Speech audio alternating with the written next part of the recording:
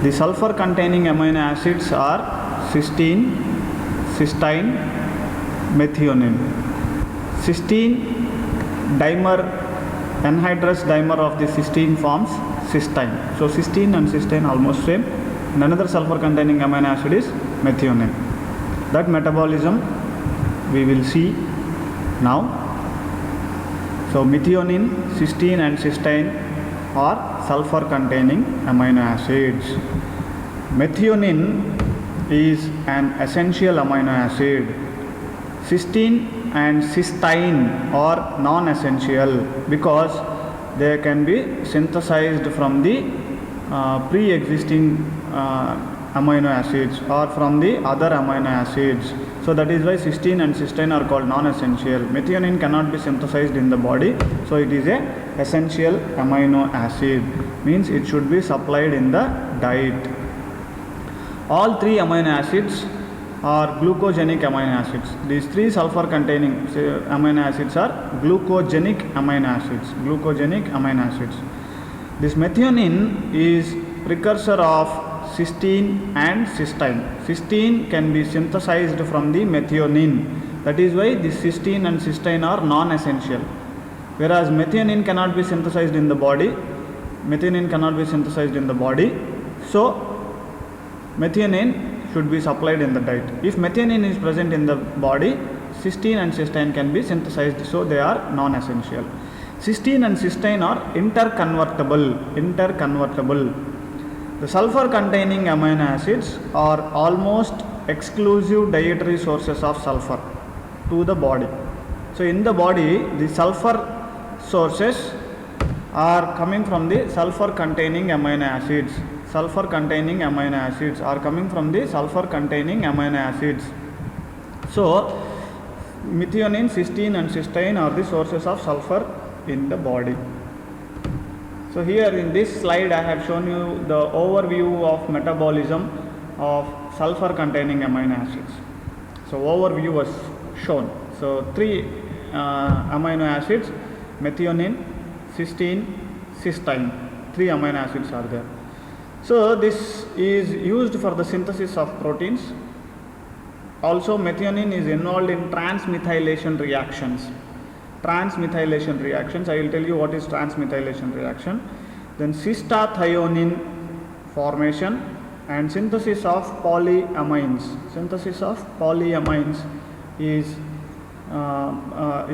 involved, this methionine is involved in the synthesis of the polyamines also. Now cysteine is another important sulfur containing amino acid which is required for the synthesis of body proteins, and is, since it is a glucogenic amino acid, it serves as a precursor for the glucose formation via gluconeogenesis. This is also involved in fat metabolism. And cysteine is required for glutathione. Just now we have discussed that glutathione is a tripeptide, consists of three amino acids, glutamine, cysteine, glycine. These three amino acids are there in the glutathione tripeptide. So cysteine is required for the formation of this important tripeptide, that is glutathione. And cysteine is part of a compound called taurine, which is a bile acid.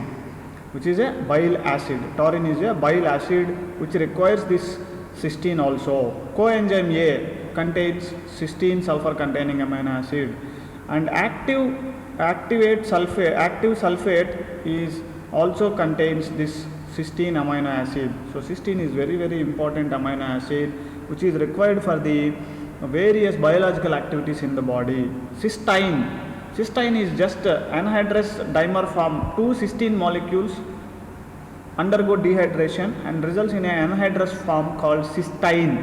This cysteine is seen in the proteins. So methionine and cysteine, these two sulfur containing amino acids, are very, very essential for the body, where they are involved in many biochemical reactions, and sometimes they serve as coenzymes, and sometimes they are required are part of the essential compounds or essential peptides. So these two amino acids are very, very important. So this is about the overview of sulfur amino acids, methionine and cysteine. Let us see the metabolism of methionine amino acid.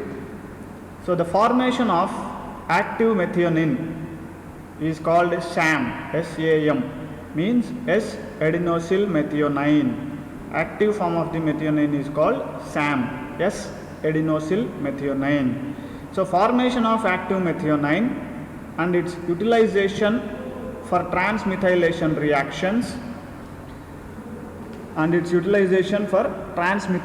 reactions has lot of significance. The conversion of methionine into cysteine and cysteine is also part of the metabolism of methionine. Degradation of cysteine and its conversion into specialized products also comes under methionine metabolism.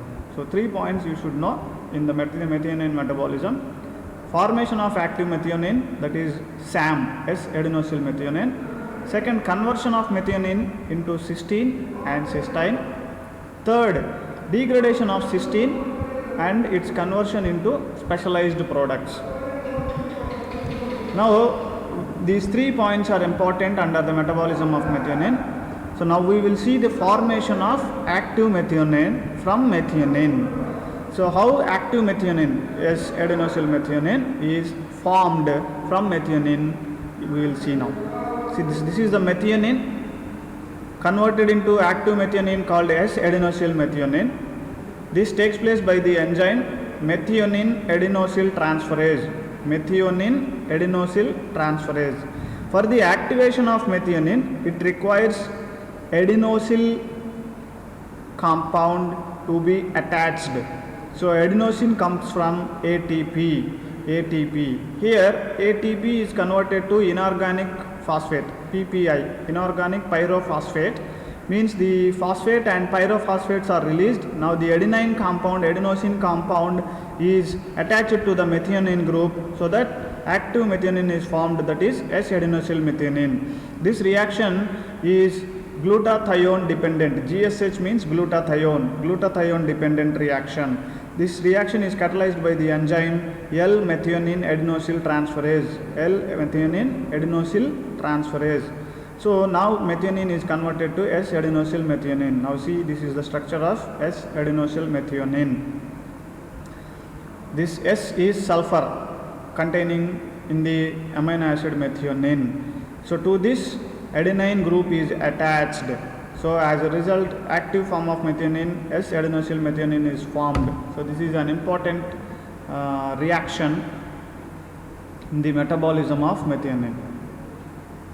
Same thing is written in equation form here. L-methionine and ATP by the action of enzyme L-methionine adenosyl transferase is converted to S-adenosyl L-methionine, which is the active form of the methionine. So now S-adenosyl methionine is synthesized by the enzyme L-methionine adenosyl transferase. Now the utilization of active methionine and its regeneration we will see in this slide. So S-adenosyl methionine is formed, is the active form of the methionine. Now this activated methionine undergoes transmethylation reactions. So this S-adenosyl methionine is the important compound involved in transmethylation reactions, means the transfer of methyl group. So transmethylation means transfer of methyl group from one S-adenosyl methionine to the other compound. So these reactions are called transmethylation reactions. So in transmethylation reactions, the methyl group is donated by the S-adenosyl methionine. Now this enzyme methyl transferase is the enzyme which catalyzes this transmethylation reaction, and S-adenosyl methionine donates the methyl group, and methyl group is taken up by the acceptor. Now the acceptor will become a methylated product. Now the S-adenosyl methionine is deficient of methyl group, then it results in the formation of compound called S-adenosyl homocysteine. S-adenosyl homocysteine. This S-adenosyl homocysteine, by the action of the enzyme adenosine homocysteinase, it is converted to homocysteine. It is converted to homocysteine, means adenosine is removed, adenosine compound is removed and homocysteine is formed. Now this homocysteine is by the enzyme homocysteine methyl transferase. Homocysteine methyl transferase is converted back to the amino acid methionine. Here homocysteine methyl transferase requires vitamin B12 as the coenzyme. Here the methyl group is donated to the homocysteine by tetrahydrofolic acid. N5 methyl tetrahydrofolate is a 1 carbon compound. N5 methyl tetrahydrofolate is converted to tetrahydrofolate, and the methyl group is donated by the 1 carbon compound called N5 methyl tetrahydrofolate. Homocysteine takes the methyl group and gets converted back to methionine. Now methionine is regenerated. So again methionine becomes active methionine, that is S-adenosyl homocysteine, and S-adenosyl homocysteine involves in transmethylation reaction. Methyl group is transferred from the S-adenosyl methionine to the acceptors and they become methylated. Now S-adenosyl methionine after the release of methionine is called S-adenosyl homocysteine. This S-adenosyl homocysteine after the removal of adenosine compound by adenosine homocysteinase enzyme, it becomes as homocysteine. And this homocysteine again takes methyl group from the 1 carbon compounds like N5 methyl tetrahydrofolate is donating the methyl group. So homocysteine becomes methionine again. So this is how continuous formation of methionine is required, and active methionine is involved in the transfer of methyl group reactions. They are called transmethylation reactions. So this slide explains about the synthesis, utilization and regeneration of methionine. So methionine is converted to homocysteine. Homocysteine can be metabolized to another compound called cystathionine. Homocysteine is further catabolized. If it is in excess concentrations, it can be catabolized to cystathionine by the reaction of the another amino acid called serine. Serine reacts with homocysteine and forms a compound called cystathionine. This reaction takes place by the enzyme cystathionine beta synthase. It requires pyridoxal phosphate. PLP means pyridoxal phosphate as coenzyme for this reaction. So homocysteine is converted to cystathionine. Now this cystathionine is cleaved into two amino acids called cysteine and alpha ketobutyrate. Cystathionine by the action of enzyme gamma cystathioninase is cleaved into alpha ketobutyrate plus cysteine, alpha ketobutyrate plus cysteine by the enzyme gamma cystathioninase, alpha ketobutyrate plus cysteine. This cysteine is another sulfur containing amino acid which is formed during the catabolism of methionine. Now this see another amino acid is synthesized from methionine. So that is why cysteine is a non-essential amino acid here. This alpha ketobutyrate is converted into succinyl-CoA and enters into the TCA cycle, and through the TCA cycle it is converted to pyruvate and enters into the gluconeogenesis pathway. So that is why these amino acids are called as glucogenic amino acids. These amino acids are called as glucogenic amino acid. So as adenosyl methionine is the active form of the methionine. Methionine is activated to S-adenosyl methionine by the transfer of an adenosyl group from the ATP to the sulfur atom of methionine, catalyzed by the enzyme S-adenosyl methyl transferase. L-adenosyl methyl transferase it is, L-adenosyl methyl transferase, and this is a unique reaction. Unique reaction means is a peculiar special reaction. So this as all the 3 phosphate ester bonds of ATP are hydrolyzed to pyrophosphate, this is a very unique reaction which does not take place all the time. In methionine, the thioether linkage is very stable. Thioether means methionine, the sulfur bond is present in the thioether linkage. So this is very stable. But in S-adenosyl methionine, due to the presence of high energy bond, methyl group is liable. Due to the presence of high energy bond, the methyl group is liable. If you remember the structure again, when you go retrospectively, then you can see the high energy bond is represented with a different symbol. Ordinary bond we are representing with a line. But here we have represented this bond as a special structure. This special structure refers to the high energy bond. So this high energy bond is seen in case of S-adenosyl methionine. Because of this high energy bond, this methyl group is very liable and can be transferred easily to the other acceptors. So that is why transfer of methyl group is possible in case of activated S-adenosyl methionine in case of transmethylation reactions. So S-adenosyl methionine is highly reactive because of the presence of a positive charge. Positive charge. So S-adenosyl methionine functions. It is involved in transmethylation reaction, polyamine synthesis, and it is also involved in lipotropic function. Means S-adenosyl methionine can donate methyl groups to form choline amino acid from ethanolamine. So this choline is a lipotropic factor. Lipotropic factor means it clears the lipids from the plasma or blood. So choline clears the lipids. So it prevents the accumulation of lipids in the body. So this is a lipotropic factor. And our body needs many methylated compounds. So the transfer of methyl groups comes from the S-adenosyl methionine. So this is involved as a donor of methyl group in transmethylation reactions. The enzymes involved are methyl transferases in transmethylation reaction. S-adenosyl methionine transfers methyl group to the acceptor and gets converted to S-adenosyl homocysteine. Loss of free energy in this reaction makes methyl transfer essentially irreversible. Loss of free energy in this reaction makes methyl transfer as irreversible.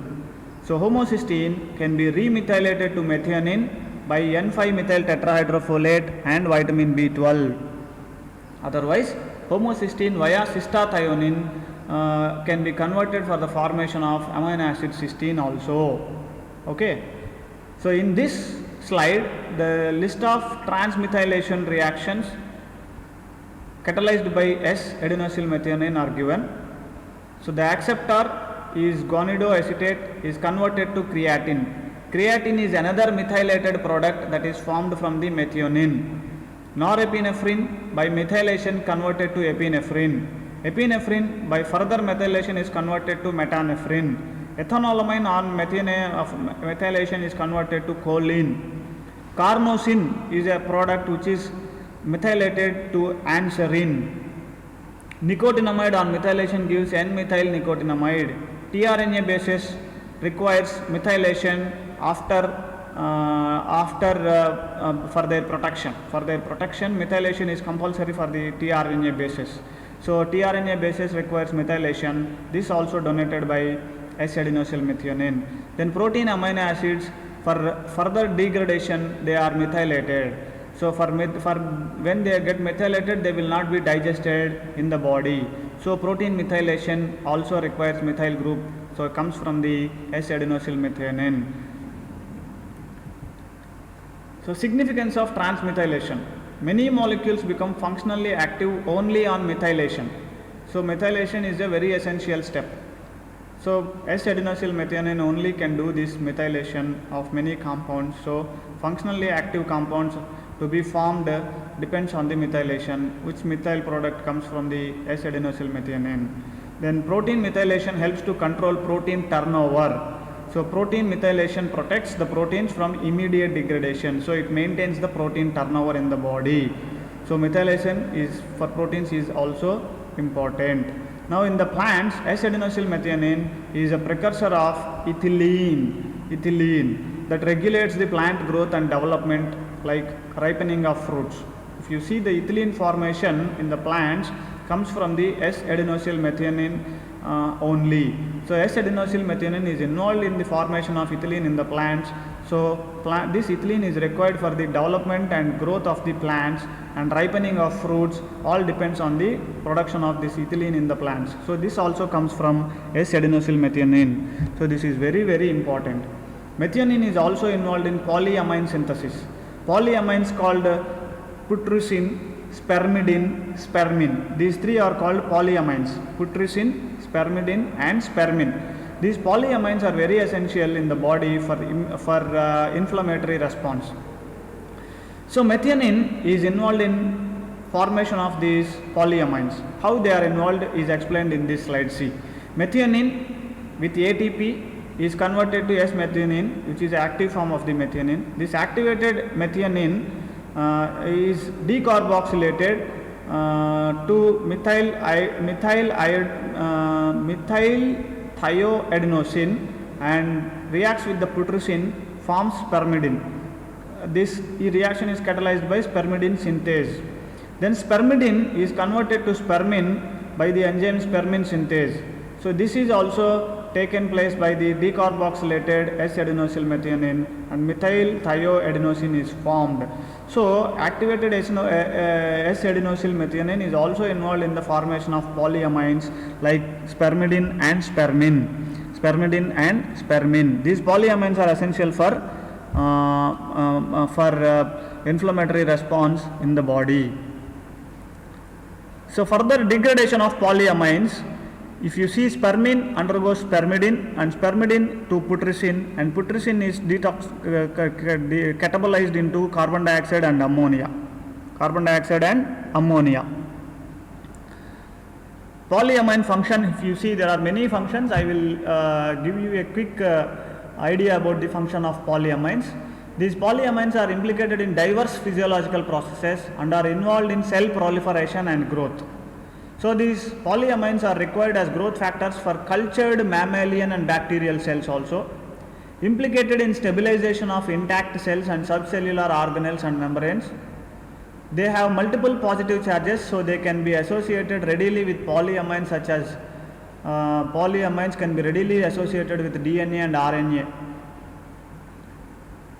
Therefore, they have been implicated in such fundamental processes such as stimulation of DNA and RNA synthesis, DNA stabilization, packing of DNA in bacteriophages, all